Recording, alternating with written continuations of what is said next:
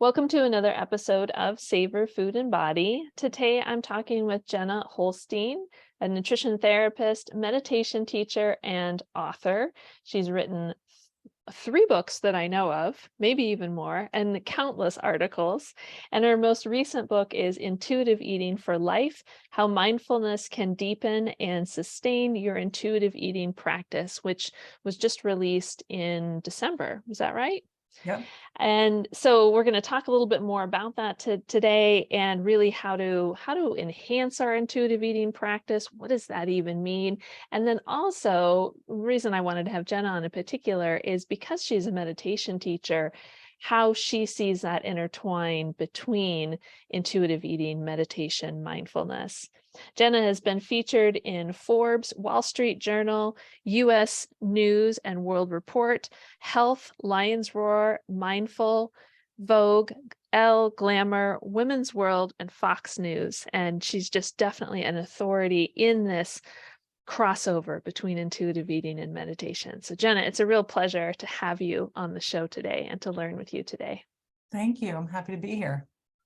So there is a quote that I noticed on your website. It's actually part of your story, your about you story on your website. And I was hoping that we could dive in with this. And the quote says, "When I began meditating, my brain exploded with all the connections between Buddhist philosophy and the behaviors and substances we use to change how we feel, like dieting, drinking, shopping, working, etc." Tell us a little bit more about what was going on for you, what prompted that quote, and how you saw this collision start to happen in your life. Sure. I stopped drinking when I was 33. And that was, I actually have written 5 books. The first one was a book that basically only my mom read, about dietary supplements in like 2007.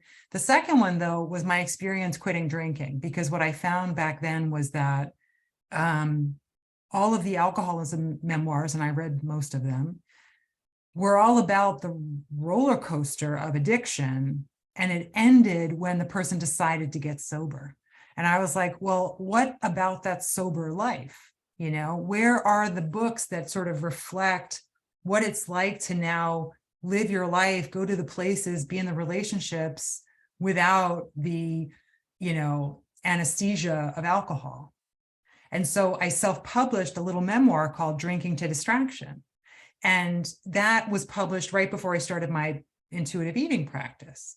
But the reason I tell you about that is because in that book, I was really, it was a blog first and then a book, I was really capturing or trying to develop a language to describe this early meditation experience that was also early in my sobriety.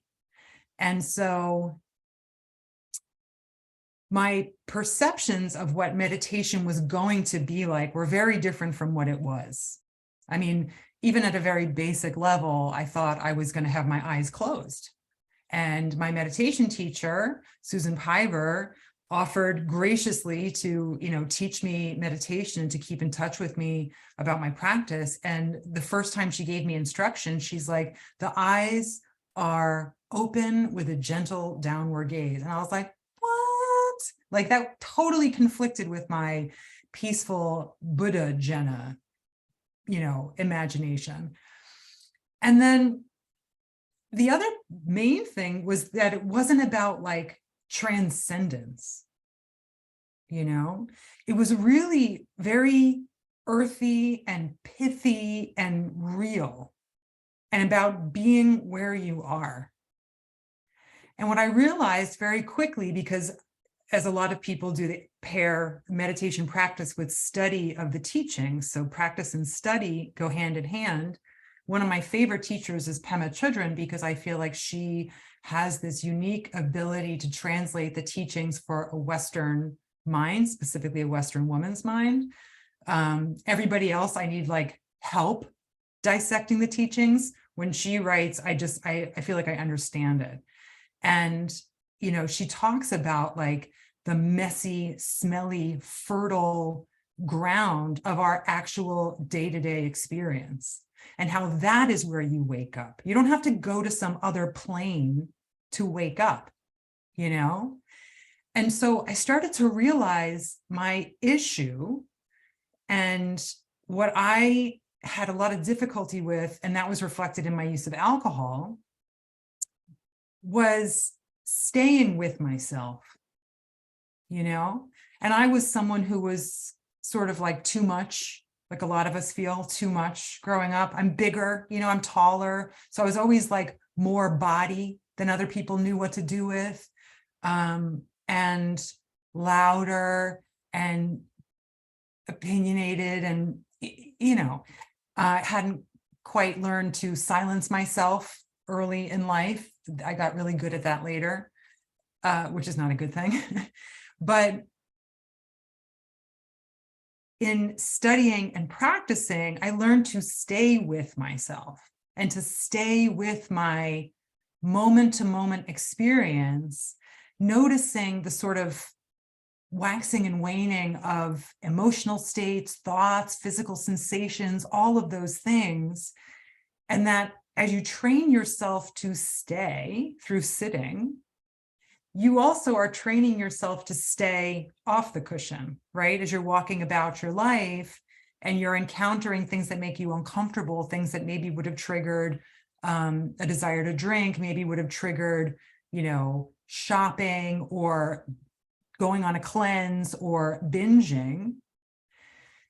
Because meditation affects our brain in such a way that it sort of slows things down, I think of it as like stretching time out.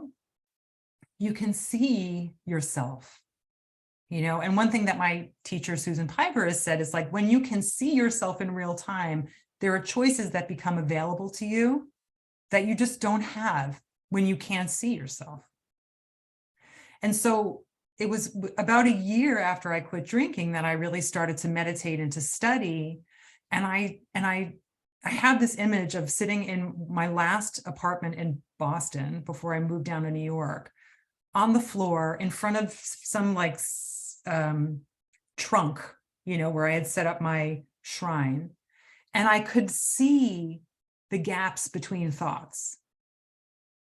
You know, I didn't have any kids. I didn't have, you know, many distractions in my life. So I was able to have a pretty strong practice at the time.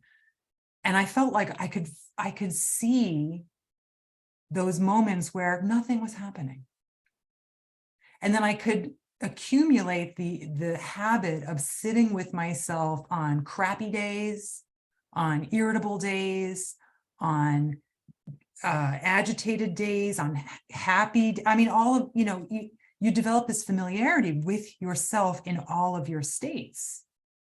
And you can recognize the difference between staying with yourself and ditching. You know, Pema Chodron says, never underestimate the desire to bolt, you know, when things get uncomfortable. And so you can watch yourself wanting to bolt, which I still do all the time. We all do, right? But those moments, those early days were so formative in starting to see how, oh, maybe I could take this nutrition degree that I've had for more than 10 years and actually do something with it that's really meaningful and of the moment to me. And I didn't know what it would turn into, you know, but every year I do this, it just makes more and more sense. So that was the brain explosions that were going on at that time. I think it's so profound when we can make those connections. And really, the word that was coming up the most for me as you were describing all that is this unraveling. And we have to unravel before we can make connections. And that's one of the things that I think is so important in helping people to undiet their lives. And I use that term purposely. Then we also use anti-diet and non-diet. But when I first heard the term undieting, I'm like, that's the same as unraveling. Mm-hmm. That we're pulling this string and we're unraveling all the messages that we've been taught, all the behaviors that we've learned and picked up along the way, including the bolting, Mm-hmm. and including the disassociating from being here, from Yeah. being in our bodies, all of that. And to me, I think that midlife is a brilliant time to do that, because there are so many signals that we're getting, whether we like it or not, Mhm. that shift is happening. Right. And it's a perfect time to do this exploration, to do that unraveling, to see how some of these dots start connecting, and the overlap between, in your case, the mindfulness practice, the relationship with food, the relationship with body, Mhm. and all of that kind of it. We end up kind of being deer in the headlights, I think, sometimes, because whether we like it or not, this unraveling is going to happen from a physiological standpoint with our bodies in perimenopause, moving on into menopause. And so if we're willing to sit with that, to be with that, then it also kind of forces these other issues. What else do we want to unravel? What else do we want to become clear about? Well, I love the unraveling concept, because I think what makes it so hard is the same thing that makes it so transformational. And it's that we're dismantling something that felt very organized and certain. And in reality, and this is a major theme in Buddhist teachings as well, is that there is no certainty, you know? I mean, you can think there is, and you can lean heavily on that, but it's illusory, you know? So that I talk about how part of what makes intuitive eating and just recovery work in general so difficult is that there's a lot of uncertainty, right? Whereas, you know, with a diet that you're going to eat this many calories or this many servings of XYZ. With intuitive eating and in recovery work, you're often navigating on a moment-to-moment basis and allowing your bodily sensations in that moment to determine what you decide. And you never will know 100%. It's a somatic knowing. Somatic knowing doesn't have a numeric value, right? It's not a 2+2 type of thing. And it has to be a good enough knowing. And that somatic good enough knowing is diametrically opposed to the dieting mathematical knowing that we lean so hard on, you know? But when you do unravel it and you do call into question these things that you thought were keeping you safe, it does have this sort of spreading out quality where you're like, what else have I not been questioning? What else did I just assume was the truth? Because nobody ever said, don't take my word for it. See what you think is right. You know, I've talked about this with Evelyn when I do supervision with her about how surprised people are, how surprised I am that when you enter into any sort of mindfulness practice, it finds its way into every part of your life. Everything becomes practice, you know? Yeah, that's really, really well said. And that word practice, I use all the time with people to try to get them out of that mindset, especially when we're working on very specifically the food part. We're working on the principles of intuitive eating and creating practices out of those. It's quite the mind shift to go from, but a diet told me to do this and this and this.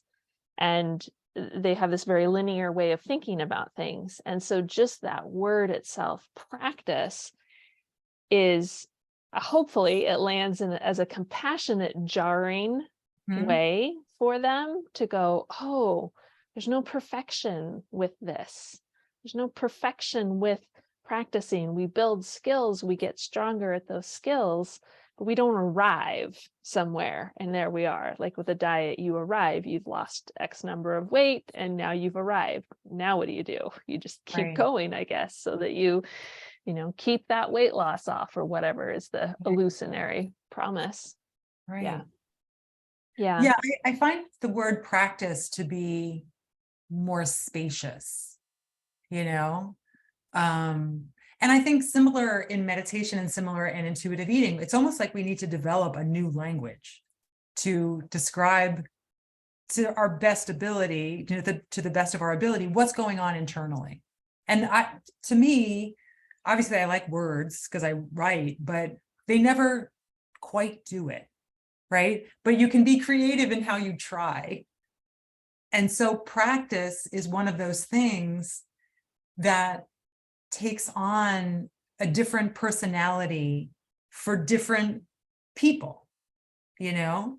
And I think it has the potential to be very focused in the here and now, and not it's like a relief to hear, okay, this is what I'm practicing right now. Given my experience, given what I know, given what I'm aware of, this is what I'm practicing right now. 6 months from now, I might be practicing something different because my situation will have changed, you know? But it's different than the idea of like, this is what I do, and this is what I will be doing, and this is what I need to maintain for the rest of my life, kind of a thing, you know, because we are a culture that likes consistency. We want things to remain the same. And that is such an enormous source of our suffering. You know, that desire to make things stable when inevitably they're always going to be changing. So practice sort of gives us access to that reality just a little bit. You know, it's a familiar word. It's kind of non-threatening, you know. Yeah, it leaves some space for that self-compassion piece, which is so foundational in this work too. And speaking of foundations, in your new book, The Intuitive Eating for Life, How Mindfulness Can Deepen and Sustain Your Intuitive Eating Practice, you talk about using the 4 foundations of mindfulness as it relates to intuitive eating. So I wonder if you can walk us through those foundations and how they can support the practice of intuitive eating. Well, that is kind of my process when I write something, is that I like to find a framework and then let an idea expand to fill the framework. And so like with Eat to Love, it was the 6 paramitas, you know, which is a teaching from the Mahayana tradition that I was like obsessed with. And I had notes around my apartment of like the 6 paramitas everywhere. And what I realized between writing Eat to Love and writing Intuitive Eating for Life is that I, as a mental person, was placing disproportionate emphasis on the cognitive pieces of this change process.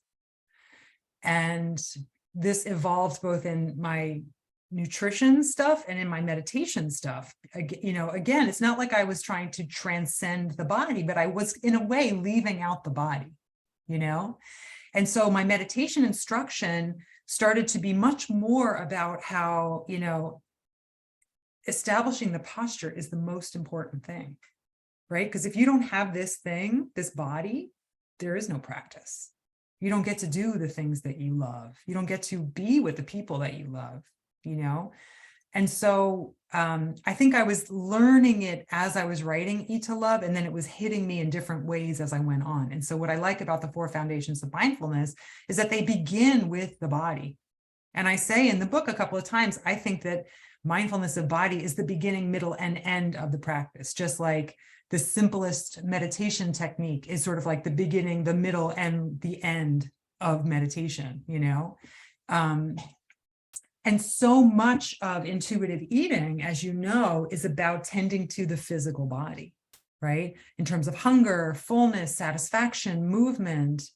You know, these are the basic things that need to be in place before we can move on to the more difficult and complex emotional work and thought work and the expansion of these concepts and these practices into what's called dhammas. Mindfulness of dhammas is the 4th foundation of mindfulness. And it's like mindfulness of phenomena, you know?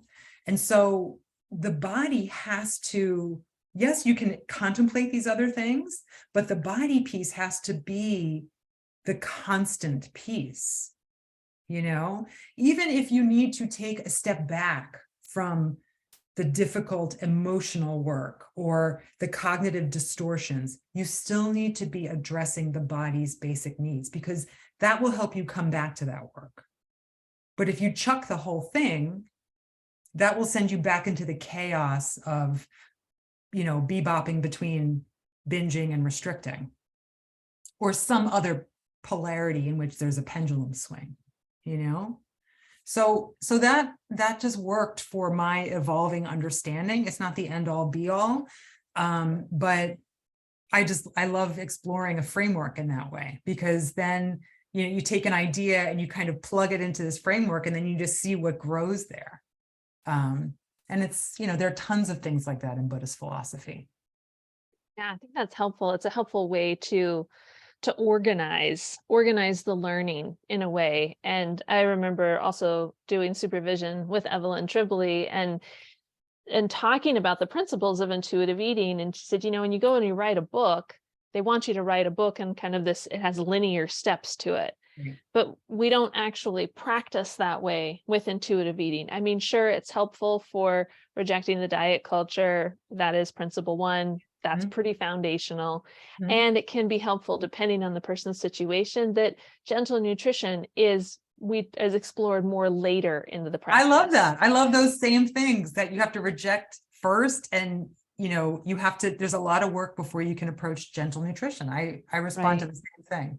Yep. But the stuff in the middle, that can be very fluid depending on where the person is, what they're coming in for, the stories they're coming in for with food and with body.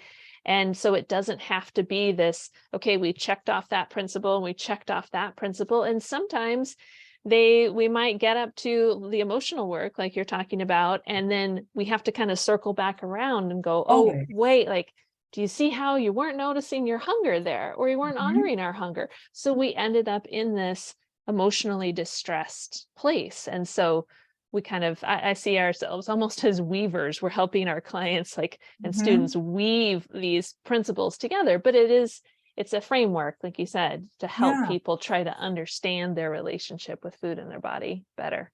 Well, and I think to your point, that's what makes mindfulness so complementary, because we are not linear creatures. We are going to have to go back and forth throughout the principles throughout our lives, right? Part of what mindfulness seems to do for people is to help them notice things when they change as close to the actual change as possible. Because, for example, you can go through a period of stress and get into a habit of skipping meals, and 3 months can pass by and you don't know why you're binging at night again. But with the sharpened interoception and the ability to just kind of soften into discomfort a little bit more with meditation, I've found that people are more aware of things. Oh, you know what? This is a period of increased stress.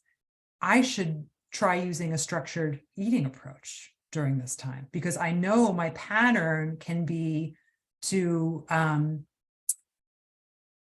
just forget to eat or to deprioritize eating regularly. And then this is what that has done in my life in the past, Or if restriction is one of their coping tools with the stress, it might even be they might easily fall into that intentional not eating. But if they have a framework for themselves of some structured eating to kind of hold themselves accountable to, if that's the right way to say it, in a compassionate way, of course. It is a gentle accountability. It's a working with reality, right? Because if you look at Kristen Neff's model of self-compassion, the third component is mindfulness as opposed to over-identification with thought. And so we're not adding anything to things. We're not taking anything away. We're just looking squarely at things, not in a harsh, brutally honest way, just an honest way. And so we see ourselves. And so when I have those moments with clients where they're like, I want you to know that, I had the thought that I was going to do the behavior that has tripped me up for years. And I sat with it and I didn't act on it. That's where that gentle accountability comes up. And it's a really beautiful way of people working with their own reality, because there's almost like they're just giving themselves the benefit of the doubt. There's nothing bad about the fact that this thought came up, that I was drawn to this behavior that was habitual at one point in my life and I've worked with. There's nothing wrong with it.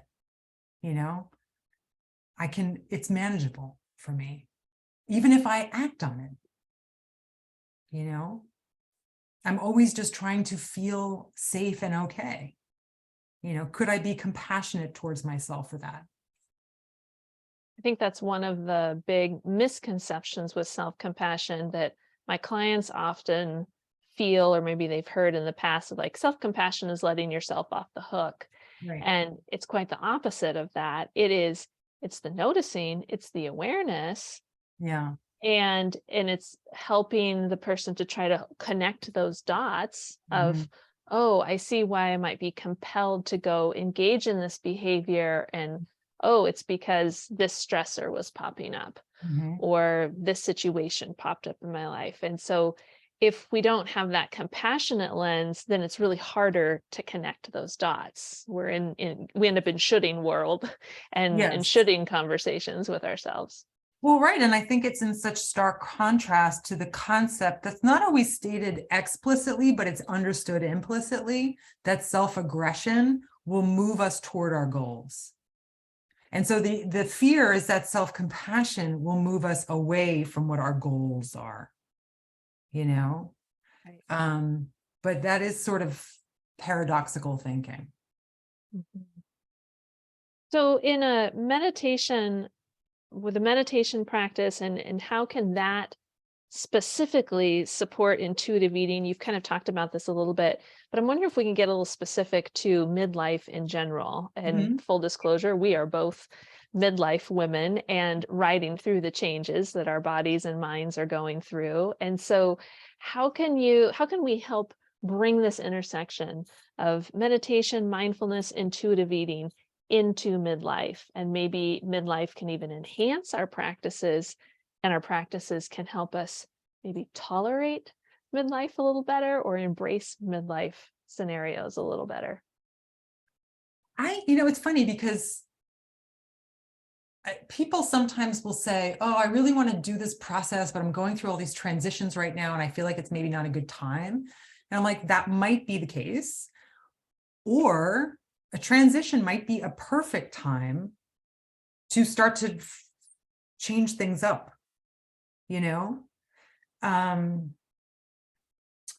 I think that when we go through transitions like perimenopause, menopause, disease, things like this, it's almost like we're confronted with the groundlessness and the uncertainty that was always there, but we just didn't see it because we were moving through the motions, we were in habitual kind of behaviors. And when the rug gets pulled out from under you, if you don't have anything in your life that might start to view that as like an opportunity or an invitation, it can feel like life is happening to you. But what I've found with meditation is that, and part of this probably comes from the study, from like these individual teachings or Lojong slogans, or like I was talking about the 6 paramitas, there's a slogan that says something like, oh God, I'm not gonna remember it right now, but it's something to the effect of viewing obstacles as teachers. And so whenever something comes up that feels difficult, our culture trains us to look at it as a problem to overcome. And I think another way of looking at it is, this is an invitation. This is an opportunity to observe myself and my discomfort in facing something that didn't go the way I wanted it to. and the Buddhists have lots of, language around this, like attachment and things like that, letting go of attachments and things like that. But in terms of like somebody who's brand new to something like meditation, and maybe you've piqued their interest because you're saying it could be supportive during this period of time, I think two things that have emerged in my awareness over the last maybe 3 or 4 years has been when you're practicing, and I teach a type of meditation that's just a very, very simple breath awareness technique. Again, the eyes are gently open. And the object of the meditation is feeling the breath, which is different than counting the breath, observing the breath, following the breath even, right? You're feeling the breath, so it's either at like the tip of your nostrils, the back of your throat, the rise of the chest, the clothing even moving against you as you're breathing in and out. And it's that feeling that brings the body and the mind into the same place at the same time, right? The mind is aware that the body is experiencing something in this moment. And in a way, it reminds us how to feel, because everything that we're going through has some sort of sensation attached to it. But if we approach life as these disembodied heads, these kind of like, I think, therefore I am, we don't notice a lot of it. We've learned to downplay what happens below the neck, So when you're sitting and you practice feeling, it reminds you like, oh, there's a lot going on here all the time. And I'm learning to just be with that, even if it's like for 5 or 10 minutes at a time. I'm learning to be with that, those sensations, those different states. And then, so I'm here, it's real. This is actually happening right now, unlike so many of the memories or the fantasies that take you into the past or the future, right? The other thing that I feel like meditation teaches us is how to recognize when we've gotten lost, right? So, for example, I had a hard day, right? Just the day didn't start out the way I wanted it to. I had a fight with my partner. I yelled at my kid. I didn't get the work done that I wanted to get done. I'm feeling kind of run down. I was in Disney all last week, so I'm still recovering from that. And I felt old. And I was like, oh man, I'm just going to put that whole full strength filter on my Zoom just to make me feel better about my feeling old in this moment. And I realized, oh, okay, you're not here right now. You're somewhere else, And when you recognize that you're somewhere else in your meditation, you notice it, you release it without judgment, you come back to feeling, which can only happen in the present moment, and you begin again. And so we end up practicing that technique over and over and over again in our lives. And when we're going through these transitions, there are so many sensations, there are so many thoughts, so many emotions, so many changes and unfamiliar things happening that it's very natural to attach a story to it. But when we get caught up in a story, we're not here anymore. When we train in coming back, we can soften a little bit into what's actually happening. This is uncomfortable. This threatens my idea that I'm entitled to a life of ease. This is not, consistent with the skincare products that I buy that have the label resist on them, right? There's conflict here. It doesn't feel good. But could I just be with it? And that doesn't mean you don't take action. Doesn't mean you don't use eye cream. It just means you develop some familiarity with your actual real moment-to-moment existence. And I've come to see that as incredibly valuable, because that's your real life. The stories we tell, they're not. Yeah. And like we said earlier too, which I think this is a good time for the reminder, is that there's so much physically that's unraveling for Mhm. us in our 40s, in our early 50s, that if we can tune into how that is feeling in our body, it's a nice segue into, and how can I feel other things in my body? How can I Mhm. notice those are happening, like Right. emotional distress and Mhm. hunger, fullness, Mhm. satisfaction that we may have ignored for the past decades, And because we also, were how can I always make chasing. space for, oh yeah, how can I make space for pleasure? How can I make Yeah. space for connection? How can I make space for delight, gratitude, you know? Because we do have a tendency of becoming fixated on the problems that need solving, right? And when you develop a little bit more capacity to be with discomfort, then you can also expand your vision a bit more to encompass the whole experience of being human, you know? Totally. Yep. Yep. That's really well said. And I'm just going to advocate for people going and getting your most recent book, especially. I think it's got some really great, like I said, those foundations in it, a nice framework of how do I bring all of these practice of mindfulness, practice of meditation, practice of intuitive eating into the midlife. So we'll definitely put a link to that in the show notes.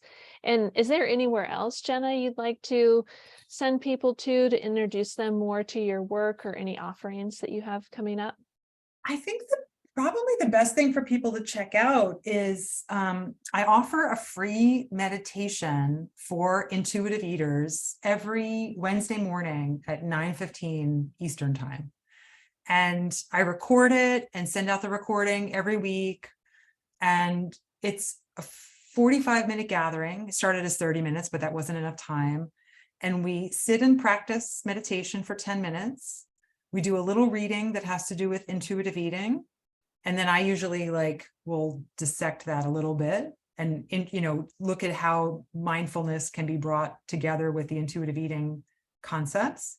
And then we just connect with each other, and people kind of share their experiences, and in an unusual way they share what's going on with food and body, and they're witnessed by each other, which has been very interesting, because a lot of the time we just say these things in private, right? I'm sure you have people who've never told any of this stuff to anybody but you.